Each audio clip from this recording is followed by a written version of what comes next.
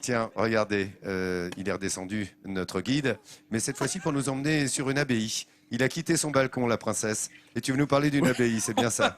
Mais tu sais, c'est elle, comme ça, sur le balcon.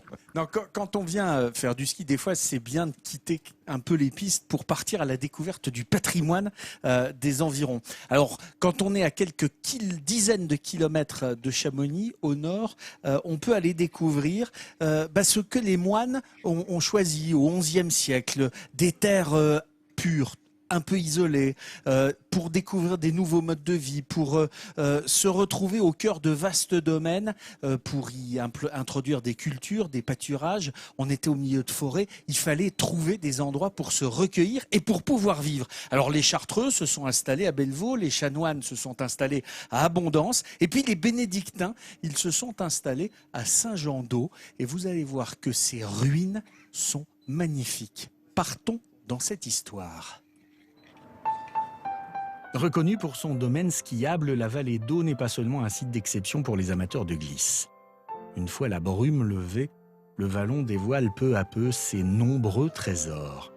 Parmi eux, l'abbaye d'Eau est certainement l'un des plus anciens édifices de la Savoie.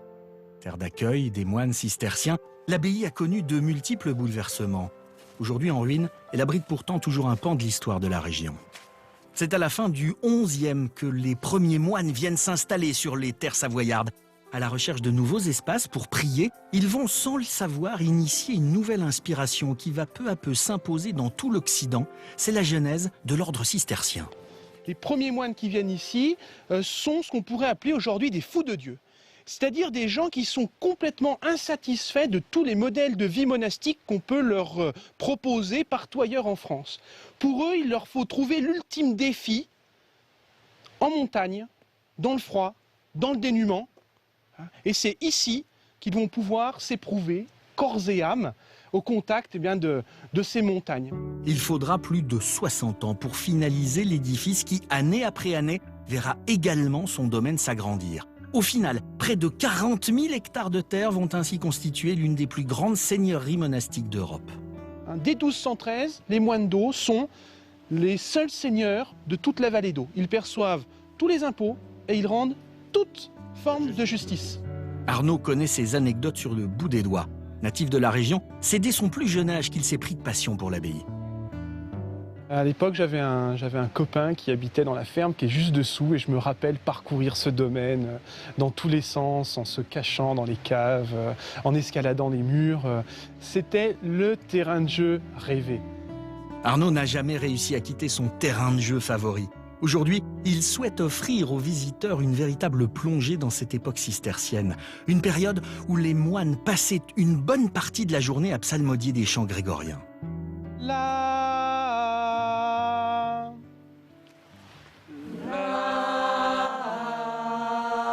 Vous en sortez pas mal. On fait du bon moine. Oui. Aujourd'hui, n'importe qui a accès aux informations historiques derrière son écran d'ordinateur.